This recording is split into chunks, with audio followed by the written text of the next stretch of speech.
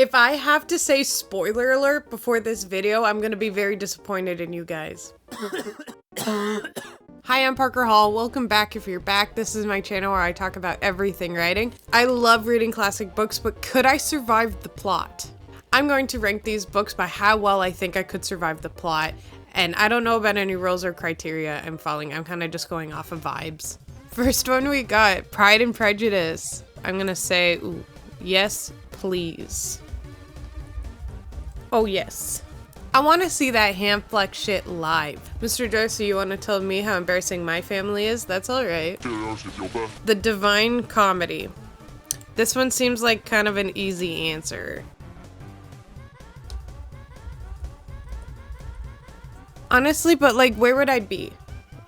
I'm already gone, but that's the beginning of the story. Where am I showing up? It's not bad. Honestly, not that bad. War of the Worlds. If an apocalypse happened, I already know what I'm doing. I already know for a fact what my plan is in a book or in real life. I know what I'm doing. I'm just not doing it.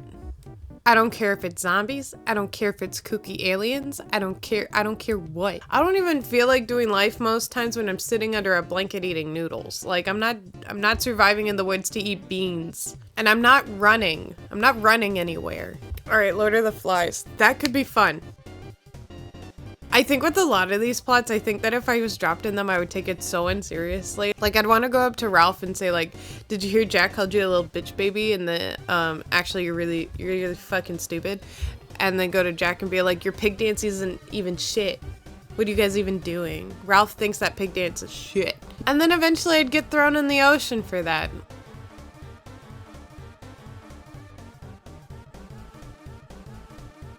It's either that or I would go full Simon and just start staring at the pig for too long until I run myself into the ocean. Either way, I end up in the ocean. Slaughterhouse 5. I'd be fucking fine. Slaughterhouse 5, I'd be fine, and I would do this plot being less of a bitch than Billy, and I would do it loving my wife. He's a little limpy, stupid little man who just complains about everyone helping him, and then I know that's fine. It's the fucking point of the novel, and it's interesting up until he starts talking about how big his dick is, and then it's like, okay, do you want us to see you as pathetic, or is that just until a woman shows up? All I'm saying is that he's a skis lord and his wife deserved better. Of Mice and Men. So you'd think I'd say yes, and that I'd be fine. I'm not Lenny, but I can see myself going out the way the wife did. I would want to hang out with Lenny and the puppies, and if he asked to touch my hair, I'd say yeah. I'd be going out frame for frame like the book. And I know what you're thinking. There's a lot of other books I should move into this category right now, but I'm gonna leave them. We're fine. Alice in Wonderland, easy pick. Easy pick. Telling me I get to go to a tea party and a trial. I don't care if it's my trial. You're telling me I get to talk to animals and wear a poofy skirt. Most of what the original Alice in Wonderland is just her, like, trying to solve drama with the animals.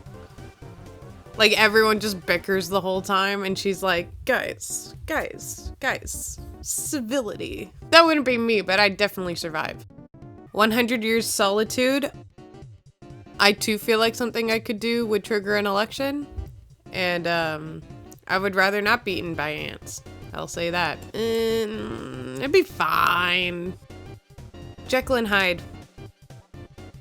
To survive, but at what cost?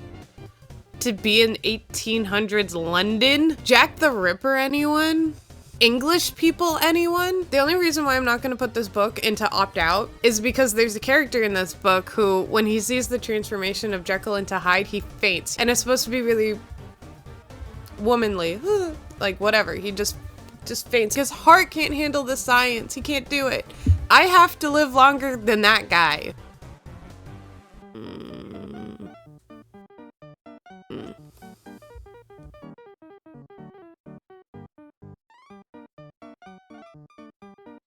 I feel like I shouldn't talk about this one. Go read the book. No exit. This one already takes place in hell. 3 characters that they just sit in a circle, and the way they talk to each other, the way their personalities line up, creates hell. It creates a domino effect that goes on for eternity of hell, and them having to admit to themselves and each other why they even got themselves into hell is also their hell. Okay, so I'm already dead, but I'm also thriving. Because if hell is other people, then it's also good drama. Maybe I'm toxic. Like, at least something's happening, and I'm not like just... Some people say hell is waiting in line, or hell is getting burned at a stake for all eternity. Like, at least this is like banter. And there might be like a lesbian there for me to hit on too. Oh my god. Okay, metamorphosis. This is my normal life. Yeah. Yeah, we're thriving. As I lay dying, I think it depends on which character I get. I hope I'm the mom. Les Mis. Nope. Are you kidding me? Are you kidding me? London, now France? Nope.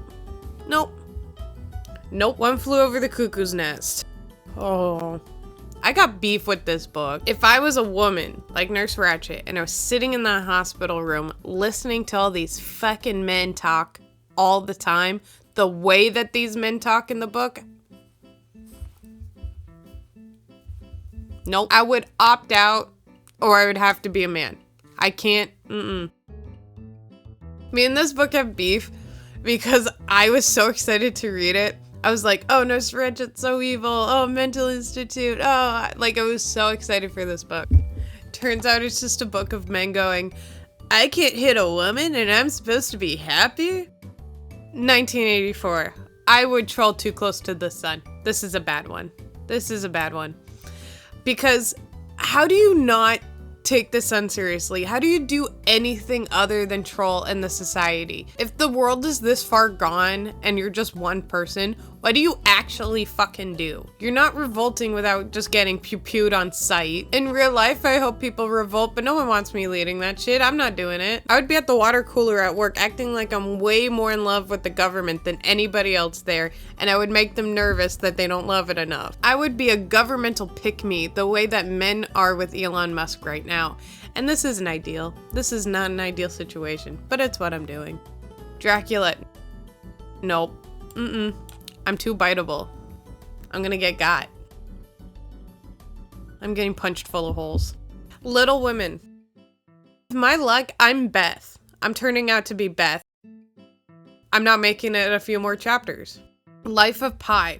This one technically isn't like a classic. It's pretty recent compared to all these other books, but it will be a classic. It will be. It's like whatever. It's going on the list. I feel conflicted about this one because I want to put it in Not a Chance because I'm not surviving in a fucking jungle or on a raft. I'm not surviving the ship crash in the storm. But if I'm on that raft, I somehow get onto the raft and the tiger is there. I'm now thinking, how do I save this tiger? Is it more helpful to the tiger if I am alive and fighting for it and paddling and getting it to the island, or if I lay my body down to get chomped for sustenance? Speaking of eating people, did you know Richard Parker is the name of one of the first men eaten on a boat? So if you think about it, this Richard Parker as the tiger deserves to eat somebody. Karmic cycle. Full circle. Things fall apart. This is the opposite of the I would only live if I was a dude category, because I think I'm only living through this one if I'm a woman. This book is all about masculinity, all about leadership, and a bunch of other stuff I'm not going to talk about. Most of the bad things in the plot are happening to the men, so I think I'm just going to sit my ass in the corner, just wait for this to be over. The Iliad. This is my favorite book in the world. This is my favorite story, and do you know why? Because I didn't have to fucking live it. The women in this story are not okay. The very few that are there are not okay. They either get traded, stolen, pillaged, but if I'm a goddess like Athena or Hera, then I am in my trolling element. The women in this book are so fucking funny. Helen, like Helen of Troy, like the face that launched 1,000 ships, the one that this is about, she's my favorite character. Like there's a scene where Paris, the guy who stole her, runs away from a fight and he runs back into the castle where she is, And she's like, you little limp dick, little fucking stupid little speck of a man. She cannot stand this man. She was supposed to be stolen by him to fall in love with him, and she hates his guts. And even Aphrodite, who promised her to Paris, says, hey, you should speak nicely to him. And then Helen turns around to Aphrodite and goes, hey, Abu, you go fuck yourself too. Please read the Iliad. Please read the Emily Wilson translation. She's the first female translator. It's very different from the male translated ones. And I know you'll like it because I know you've already read Song of Achilles. So if I'm a goddess, I'm thriving, but I'm not a goddess. Unless if I'm a woman, I'm opting out. And honestly, if I'm a male soldier, like even Achilles, I'm opting out. Achilles did opt out. I'm not fighting someone's fucking war for 10 years. And then there were none. I'd be fine. I'd be fucking fine. I'd be the one doing it. Moby Dick. I don't do boats, and I don't do areas with all men. That just sounds unnecessarily annoying. Also, what is my role on this boat? What am I gonna do for anyone? I cannot harpoon. I cannot cook. I cannot tie strong knots. I cannot climb the ladder and then do this. I cannot keep watch for icebergs without falling asleep or needing some kind of iPad to entertain me. The only thing I can do is be rat bait and absorb all the plague for everybody else. God, think about, oh my God, think about how all these people are on boats for so long and there's no showers. There's no showers on those fucking boats. I think my real downfall and the real reason I'm putting this in not a chance and not opting out is because I will giggle every time they say the whale's name. I'll be out before that whale fucks up the boat. Jane Eyre. We all love Jane. She wants to have more out of life. She doesn't want to marry her cousin, and she doesn't want to light any fires. However, we both know I'm not Jane. I am Bertha. I went mad long ago, and I'm the one who sets all the fires. And you know what? It's not that bad. Frankenstein. This is the saddest book I've ever read in my life. If you haven't read Frankenstein, first off, I get why. It's a little, the wording. Like, classic books are harder to read, but this one's like a bit much.